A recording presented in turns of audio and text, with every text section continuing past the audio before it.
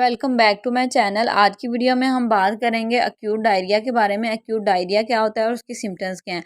लेकिन उससे पहले आप मेरे चैनल पे नहीं हो तो लाइक सब्सक्राइब और शेयर करना मत भूलें। स्टार्ट करते हैं डेफिनेशन से। एक्यूट डायरिया होता क्या है। एक्यूट डायरिया क्या है, एक कॉमन इशू है that should not last over than 14 days.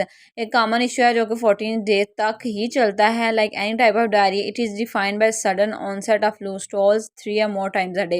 Acute diarrhoea में क्या होता है, एक sudden onset of loose stools होता है, यानी कि आपको सडनली मोशंस फील होते हैं। 3 या उससे ज़्यादा टाइम्स आपको जाना पड़ता है लो स्टॉल्स के लिए, जिसकी वजह से आपको फील होता है कि आपको एक्यूट डायरिया होगा। और ये एक्यूट डायरिया वो 14 डेज तक रहता है। एंड इसके जो सिम्टम्स हैं वो ये हैं कि can accompany acute diarrhoea include cramps होते हैं, फीवर होता है, आपको वॉमिटिंग फील होती हैं, फैटिग एंड नौसिया होता है।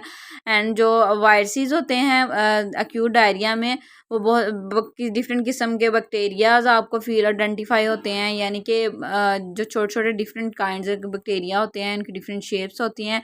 And in children the most common virus leading to acute diarrhoea is rota virus, while norovirus is more common in adults.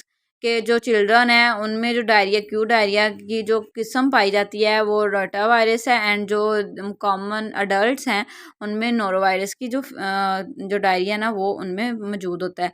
आप लोगों को एक्यूट डायरिया की समझ आ गई होगी। अगर समझ आ गई है तो कमेंट सेक्शन में ज़रूर बताएं।